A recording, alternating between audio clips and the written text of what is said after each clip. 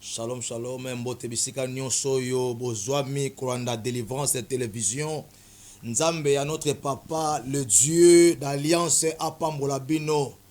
Bisika wapi nzambe abongisi yo kutana na moment o ya losambo profiter na yango bongo ba parents sangisa bana papa mama benda bana kota bango na ndako lobatango ya losambo ekoki.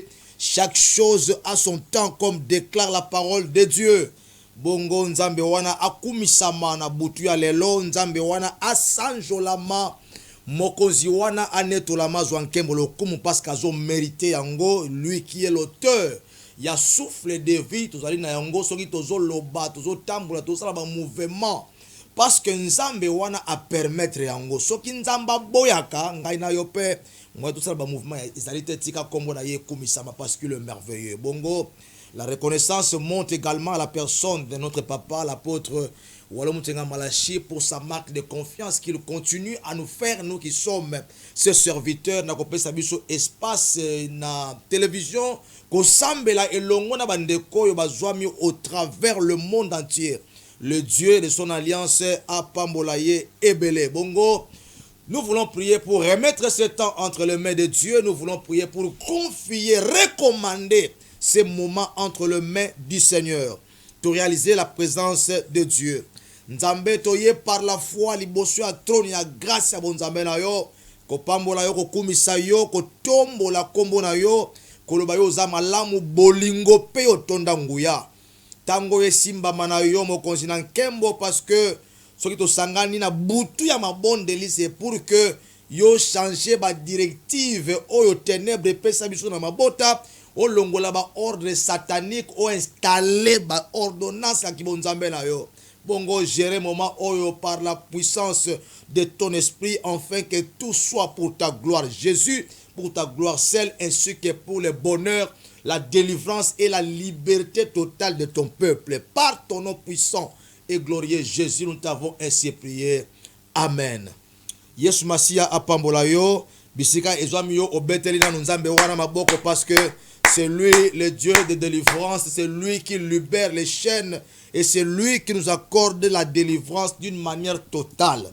Bongo, nous voulons prier Dieu. Pourquoi? Parce que tolongwa na ba réalité familiale, ba réalité ancestrale, ba réalité coutumière, ba réalité nyoso munguna a imposé kibiso. Bongo, nalobakambana tango que la prière tire son origine de la parole du Seigneur. Bongo, moi, thème yamouke, toko kabola, les allées sortir des ordres sataniques. Bima na ba ordre na lingala, ba ndingisa. Biloko yo, ba kweise la kabato, to biloko ba imposa kana via moto ndingisa ya satana, to ndingisa. Oyo mabota e bamba ba vi na biso to e kola biso na ba vi.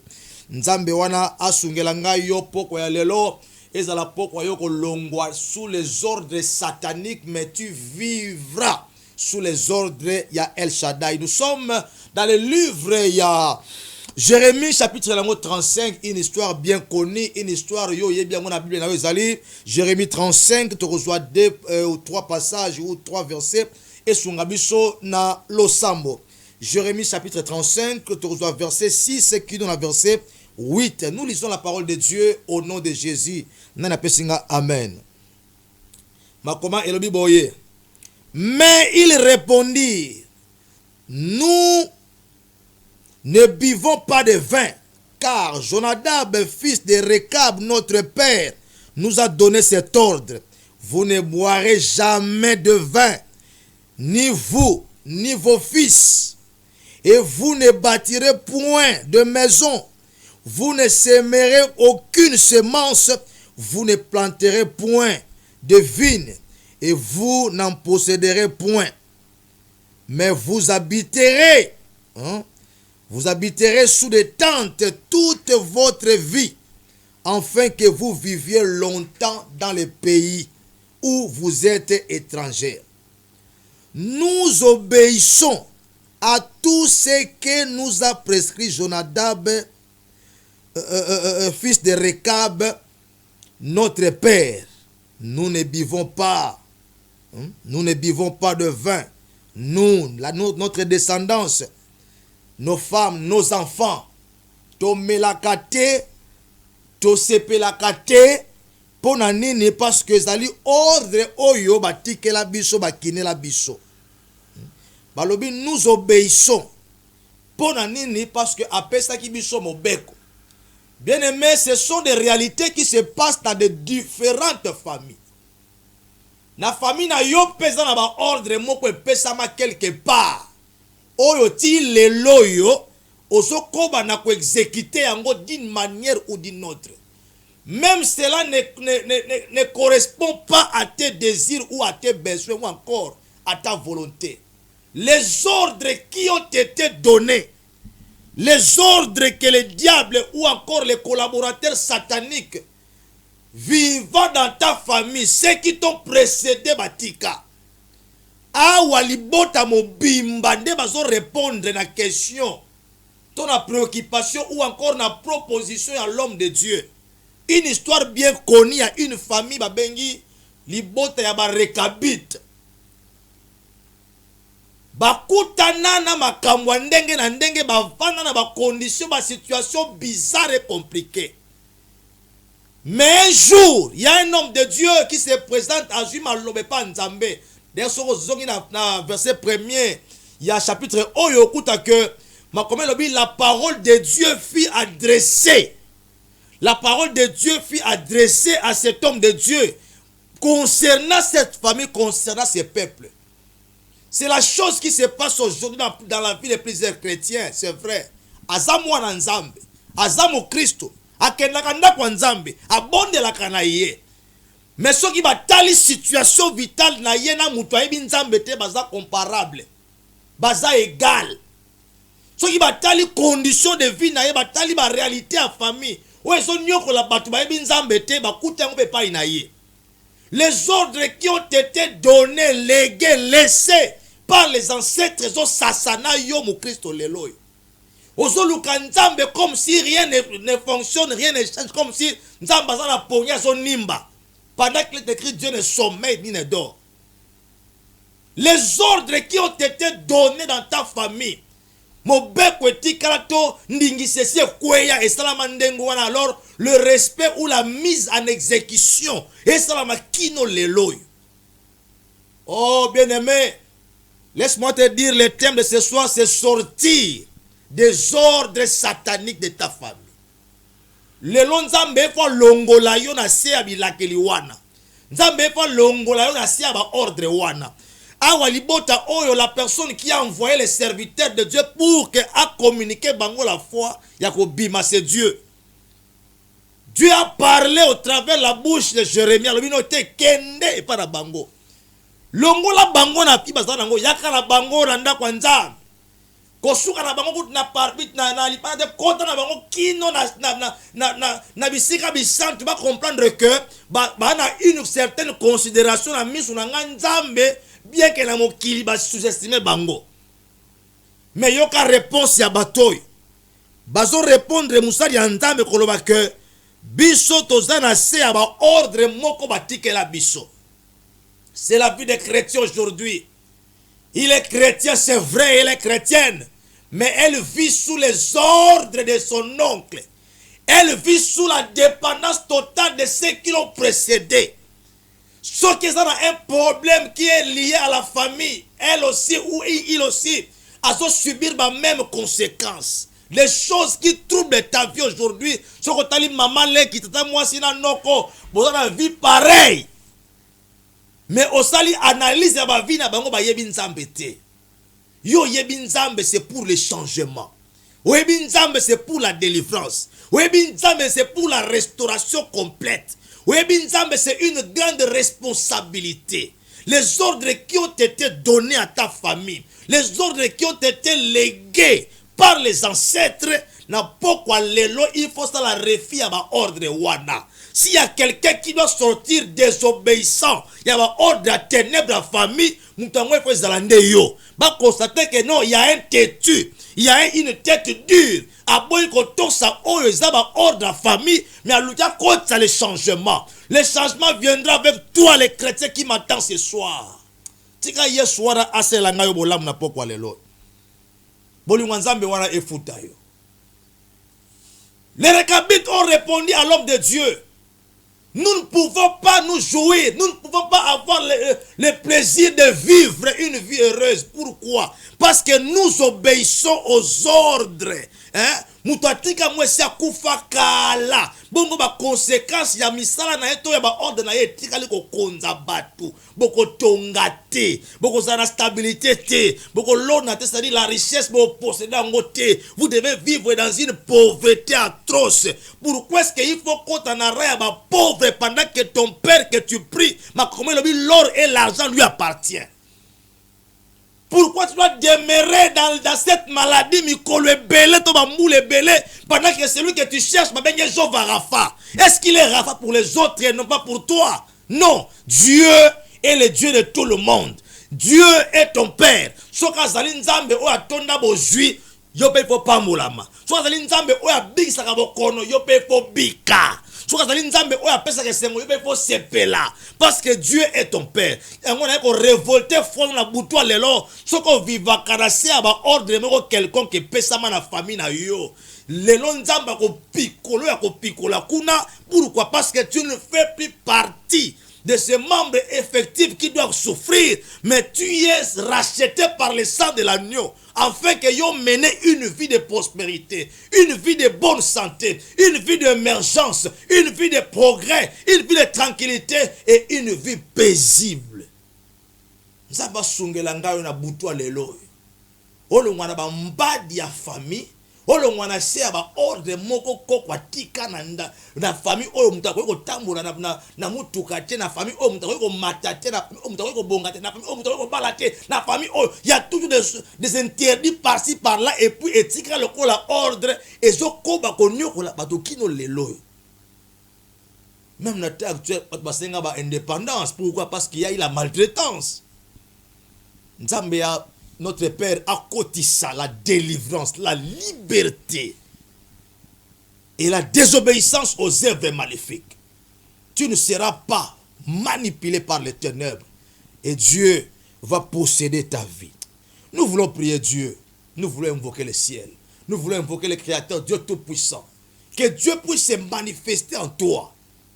Ce qui est loko moko yo evandi sabino na famille bondima yango iyo et amen. Les locaux bima désobéissant à ordre wana. Même dans l'armée, les ordres mal donnés par contre, doute pour exécuter yango. Les ordres mal donnés. Ceux qui ont eu loi boya. Ata za sinzili. Ata za likilia boya. Mais pourquoi on dit ma ordre aux autres que ils ont des faveurs ya vie na yo mais yo mu Christ. Ah ya bien aimé. Nzambe a pas mourir parce que na poko elelo on a besoin de dire tout ça mais la mala. Biloko nyonso yo bakoko batika bangwankazi batika batwa kalabatika.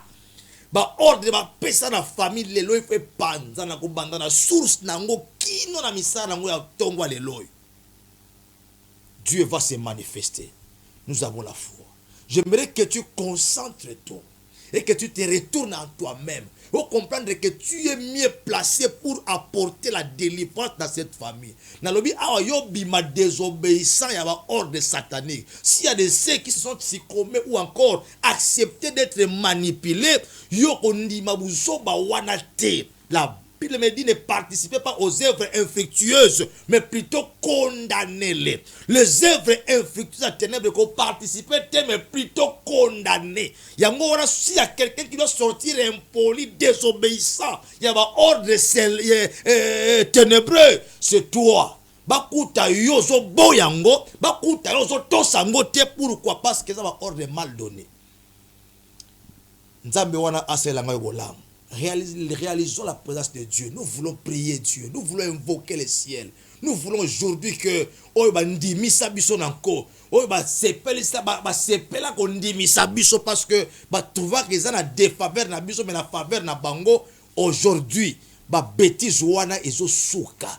Il y a un créateur qui m'a envoyé pour te dire ndenge tindaka Jérémie na ndako ba rekabite que longola bango na ba ordre wana pesa bango vin basepela oyo boya basepela te nani na famille na yo pe mutu aboya bo sepela te lelo ifa sutuka bokotisi esengo bokotisi kimia bokoti lobiko parce que vous avez un Dieu vivant qui s'appelle Jésus-Christ le roi des rois.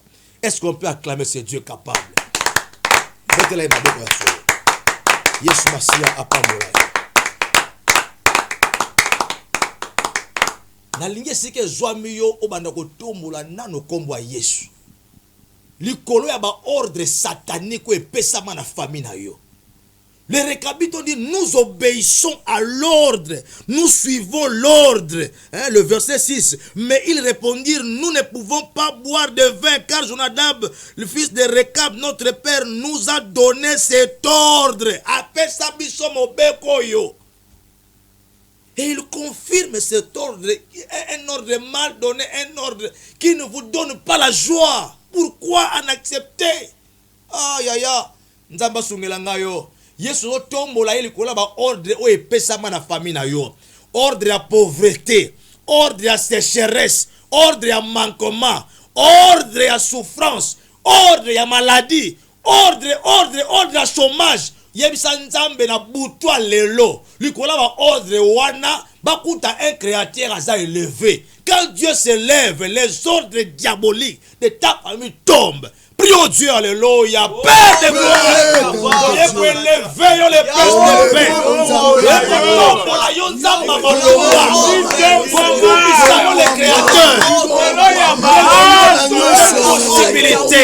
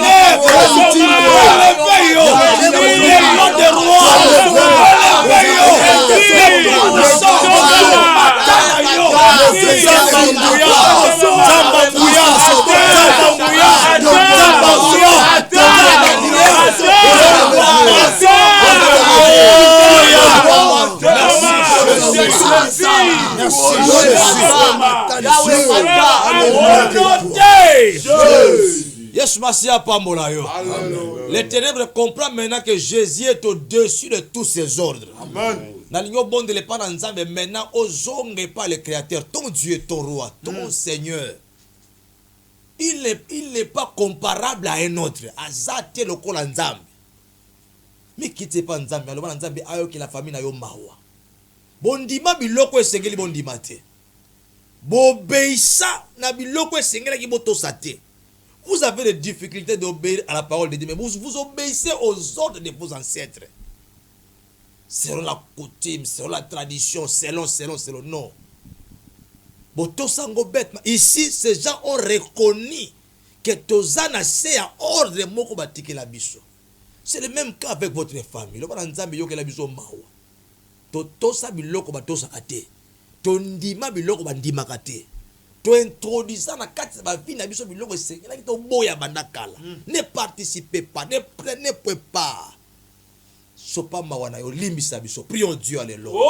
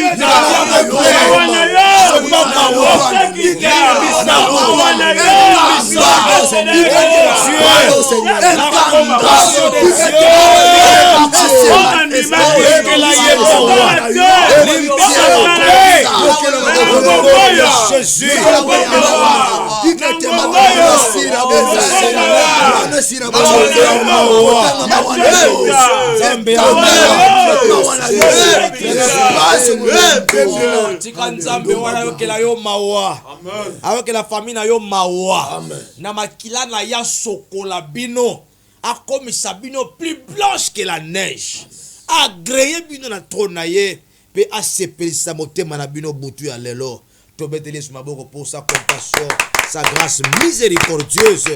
La parole dit là où le péché abonde, la grâce de Dieu surabonde. Ngolwe surabondé là où le péché a eu position.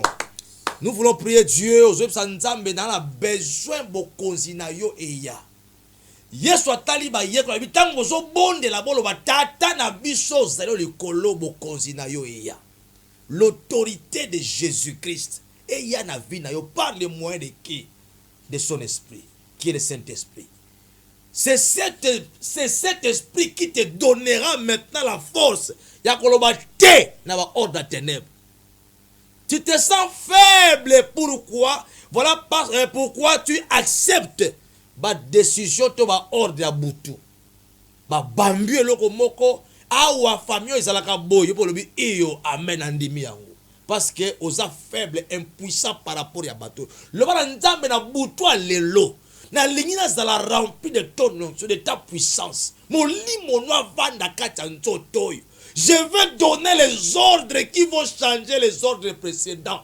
Parce qu'il faut changer ma ordre ya ba koko na ba ordre nzambe. Alléluia. Yesa nzambe wana molimo no akota kati nanga. Avandisa bo nzambe ya solo. Atumba monoko nanga ninga tumbaka Esaïe. Prions Dieu, alléluia. Père de gloire. Puissant guerrier no Bouyana yo. Le Saint-Esprit est na viens mon frère. Na viens ma soeur. Saint-Esprit de Dieu. Saint-Esprit.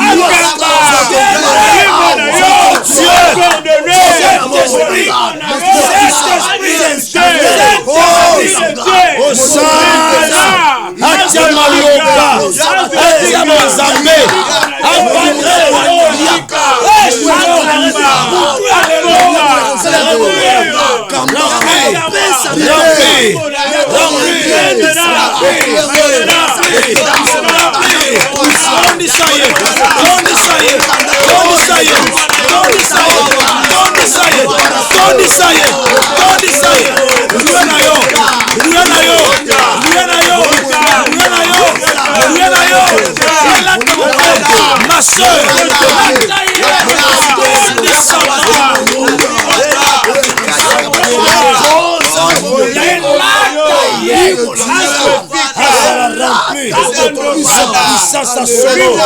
au nom de Jésus, au nom de Jésus,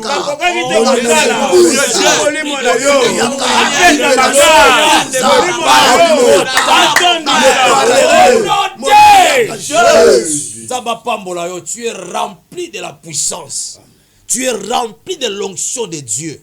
Saint-Esprit a yaka négociation te. Saint-Esprit a yaka bastrot qui nous dit te. Mais quand il arrive chez une personne, a yaka pour imposer la grandeur, la puissance de Dieu en évacuant les œuvres mortes du diable.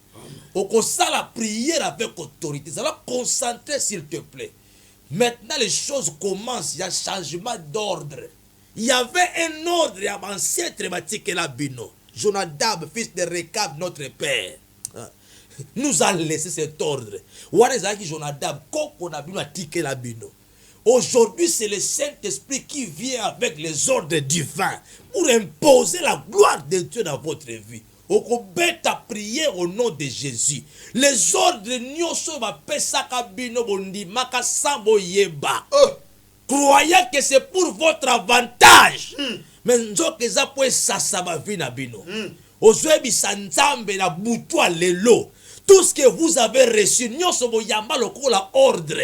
Et où ta kota bo tata. Et où ta kota bo maman. Par la force du Saint-Esprit que vous avez là. Le loba ordre wana. Nyo sezo kwea peso kanga bisaka.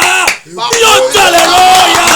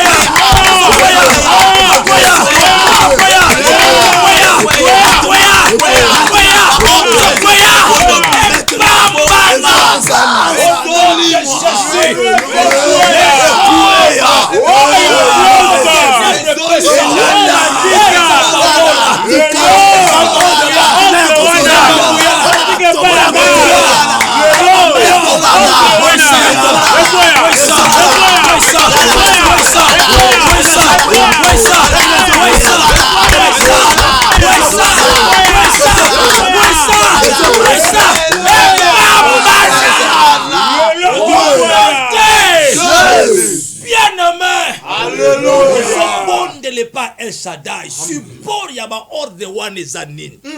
Qu'est-ce qui soutient ces ordres? Pour que vous tous vous demeurez dans la crainte.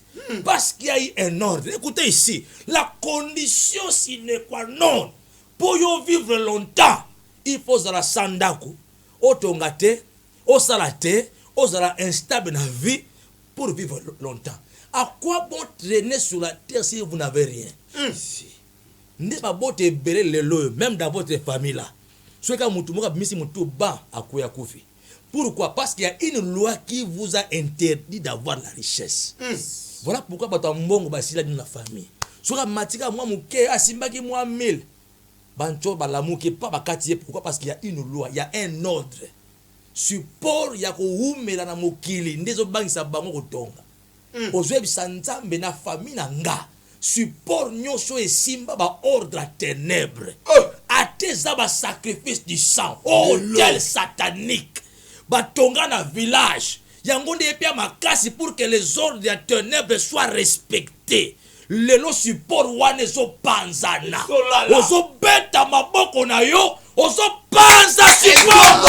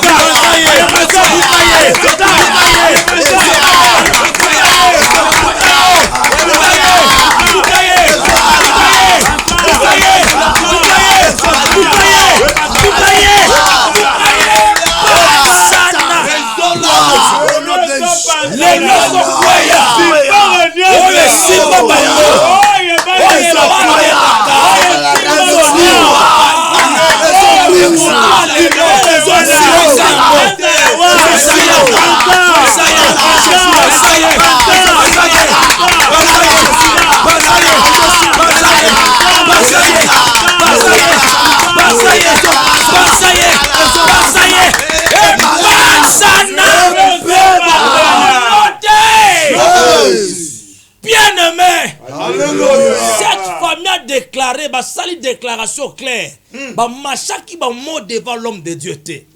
Non. Jonadab d'abord et pas énumérer la personne qui a donné l'ordre. Mamoussou yosa ignorant qu'il y a un ordre qui est donné dans ta famille par une tierce personne. Mais ici, la parole est claire. C'est-à-dire, ordre, on est où n'importe où. Ce sont des personnes influentes. Il y a famille de batika kaba ordre. Qui est le mandateur ou encore mutu atika ba ordre na famille na bino? Ate si akufa moto elanda mikwa na ye. Il faut sentir bisika zake non batumoko ba dasuki un certain 17 février. Ba takenga la moto na butu. Okobeta prière au nom de Jésus. Commanditaire ya ba ordre satanique. Oya tika ordre à souffrance. Dans la famille le bokoma mitraille à cause il y a une seule personne. Tala la complication boni ozo indisir à cause ya mutu. Tala le santé comme keba. Yo comme esclave ya ba comprimé à cause ya une seule personne. Ate sa kufa. Azara bo moy. Azara ndoki nganga esprit. Okobeta maboko moto etumbaye.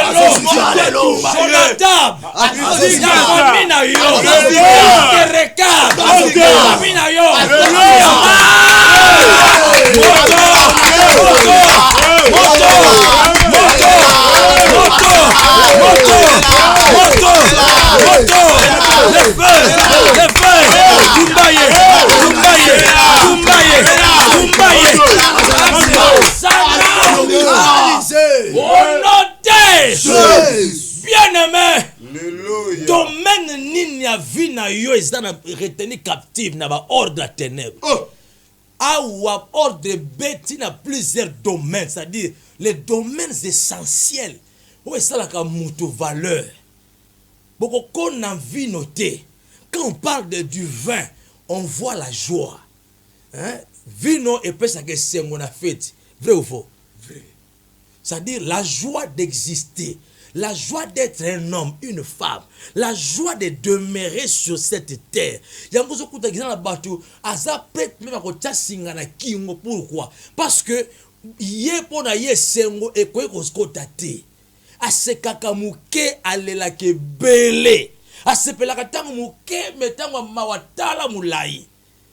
vous ne bâtirez pas. Ça dit qu'on parle de maison, on voit la stabilité. Ça va priver bango la stabilité. Pourquoi demeurer dans la tente pendant que vous avez comme un peuple nomade? Mouké soki mpepeye vent et longoli batante on est c'est-à-dire vous avez exposé dans tout vent, dans toute intempérie. Il a touché le domaine essentiel de la vie à bateau. Il a privé bango esengona yango. Je ne sais pas quel est ce domaine de la vie qui est encore dans la captivité. Nalingo ça la prière au nom de Jésus. Moi je ne sais pas, mais si que Vandi osa conscient que tel domaine et si mbakatenga mona maîtriser kango souté. Il y a déjà même son corps, son dos à maîtriser kango parce que ça va douleur moi ko la mona muke. Oso bonde le pas na nzambe. prison nyonso bakanga domaine moko vie na yo. Prison nyonso bakanga quelque chose qui t'appartient. Je parle du domaine, il y a plusieurs domaines dans une vie. Domaine ya santé, domaine ya affaire, domaine ya musala, domaine ya promotion. O formaka batu bake yo tigali. Yebisa nzambe domaine we kangama o ngana zwaka ela ya komatate ya kobongate o ngana geraka sute prison bakangango lelo moto pasa ya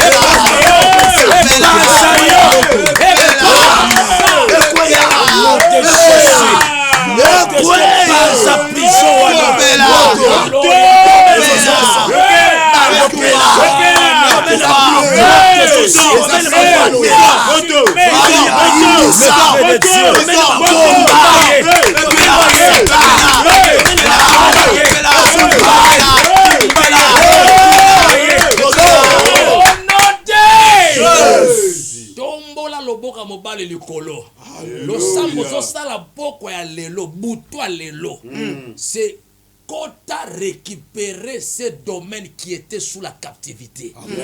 Un jour, Pilate a dit la Yesu domaine à Kibokonzi. Nzoka Christ a dit tout pouvoir m'a été donné dans les cieux, sur la terre, sous la terre. Hein? La totalité. Mwanda bwetikalate. Pilate a dit à l'unité, oso répondre ngate, o yebite que j'ai le pouvoir de te relâcher ou encore de t'enfermer. Non, domaine wane ya yote. La totalité du pouvoir c'est moi. Quel est ce domaine où babotola yo yango panzi prison maintenant il faut récupérer contrôle la domaine wane. Réponse Pilate a joa banda wana kangam no libela à comprendre que je n'ai pas affaire avec n'importe qui. Jésus est Dieu, il restera Dieu. Yo posa fils de Dieu. Tu as droit de vivre la totalité du domaine, de tous les domaines de ta vie. Yebisa nzambe na koti lelo. Le wana bambi prison wana se. Domaine ya mariage bakenda na ngona botoli. Domaine d'élévation. Même tu es sorti d'une famille pauvre à cause ya ba ordre satanique. Aujourd'hui la récupération est possible. Kota botola. Oba kimisa bino zwango. Oba pekisa boto. Vous ne posséderez pas de terre. Yo, boko posséder ma belé. Yebisa nzambe oba pekisa. Wala via ki locataire a vite o comme barrière bayeres. Yebisa nzambe na koti par la foi.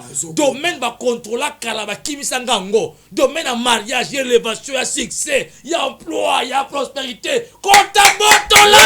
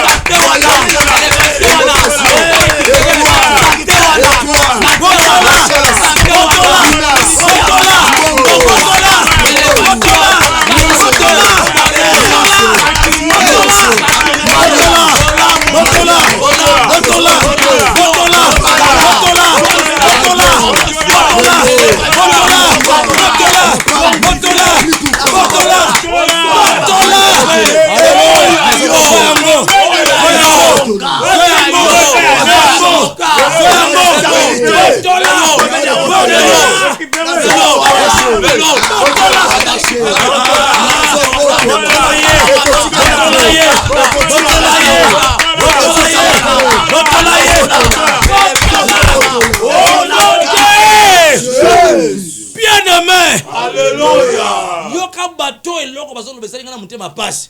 Yoka nous obéissons à tout ce qui nous a prescrit. Jonadab. Ata yo moko ya. Na sengwa vie longo tu obéis. Hein? Nous obéissons, nous obéissons. Prière, j'ai dit ici ceux qui a na muntu liboso akobanda ko boya. Ba mona yo lokola impoli na kindoki parce que yo boy. Tu as les droits. Kobanda boutoi lelo, tu ne peux plus vivre les ordres de ta famille. Amen. Au ça la prière à renoncement, avec autorité et détermination, tout en sachant que ce que je lis sur la terre est lié au ciel, et ce que je délie sur la terre est délié au ciel. Ndengo so boya ngo lelo, libela. Bo tout toi batamo se ko sauter. Koloka ma famille ko zoyote. Ba vote mana ko zoyote. Tu seras dans cette famille mais tu ne vivras pas les réalités. Donc ça la prière avec autorité. Oza nzambe ko banda lelo ba ordre nyonso yo nandimaka sanke na yeba ou encore na yeba comme avec peur. Nazo wanga nango.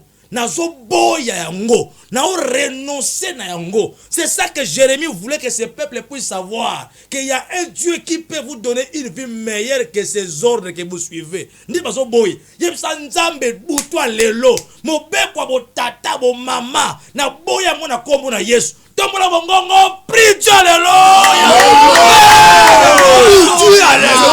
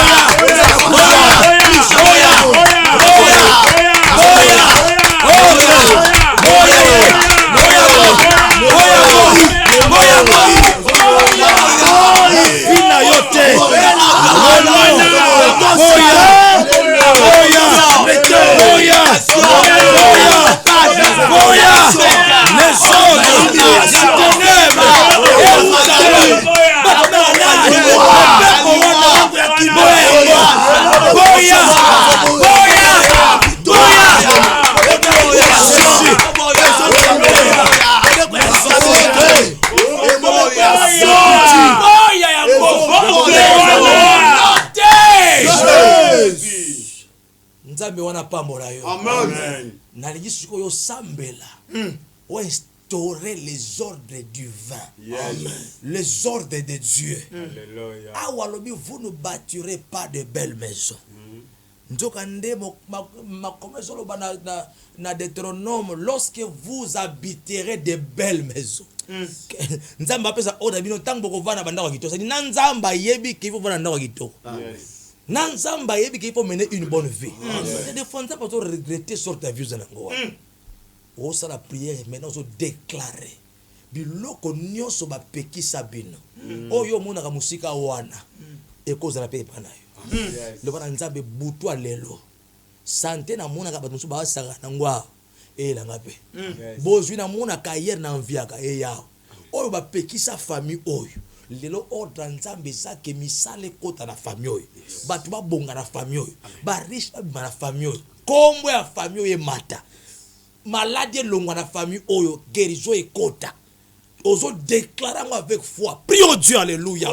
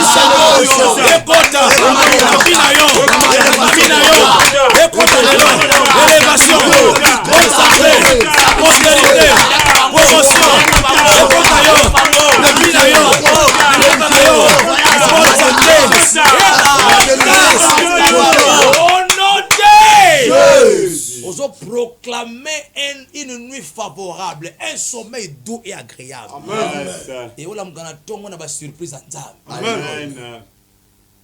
Tika loboko Nzambe wana et agréé le sambo yosali. Amen. Nzambe wana akokisa les désirs de ton cœur. Amen. Parce qu'il est écrit, il te donnera ce que ton cœur désire. Là tu pries pour l'homme de Dieu, notre papa. Nzambe garantir sécurité, protection. Tu pries pour la délivrance télévision. Nous allons promouvoir cette chaîne parce qu'ils ont contribué à une grande évangélisation et surtout la grande délivrance de Dieu au travers des nations. Tout le monde est là comme on a Jésus. Père, alléluia.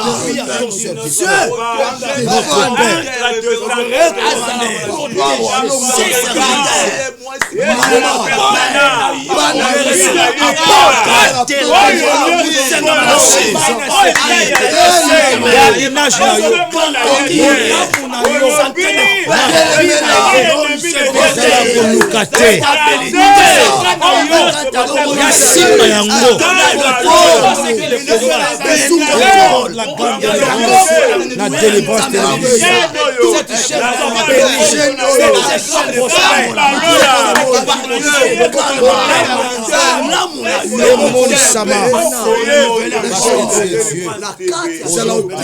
de Jésus-Christ notre Dieu.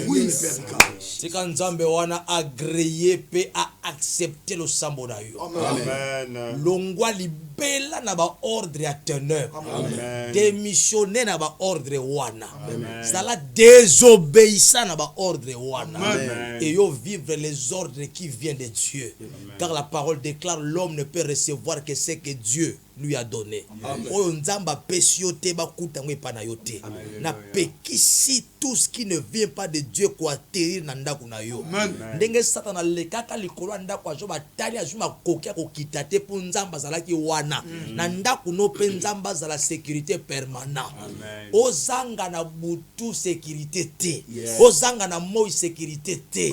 Lui qui ne sommeille ni ne dort à garantir une vie meilleure. Amen. La sortie obligatoire n'a pas ordre satanique et c'est confirmé. Amen. La combo na Jésus. Amen. Amen. Acclame Jésus. Yes, Masia Pamolabino, il y a bino la grande équipe, il y a intercession, il y a église. Penya limete ou kambabi na notre papa l'apôtre Walo Mutenga Malachi bongo olingi ko joa ba prière en live na ba dimension ya milaya kana ba culte na biso chaque mardi, chaque vendredi, chaque dimanche okozala dessus TV za ngonga to kimaka mbango na sima ya tango bongo bandeko bazo benga bozala sûr que bapel na bino et komaka to sala ka bino ba prière hein. Les numéros sont affichés au bas de votre écran. Comment tinda message benga le samboto requête na yo et ko koma to ko sambela pona yo bato nyonso ba benga je vous garantis que to yambaka ba message na bino bapel na bino bongo to lekisaka bino na chaudière nzambe wana akozanga te na ko se manifester na ba vie na bino nzambe ya délivrance télévision nzambe ya papa na biso apôtre Walo Mutenga Malachi na micro na zaki ngai moko te bande ko na ngaba ko se présenter to bani na frère na biso ado OK Adonai Sadiki Papa Michel Kankou Ndeko Passia Bokomo Frère Titino Kinta na micro papa dadi ngetu papa na winner walo soki nzamba zongite tikala scotché na chaîne Délivrance Télévision car ta délivrance est possible avec Jésus-Christ. Que le Dieu d'alliance de mon Père vous bénisse abondamment. Au revoir.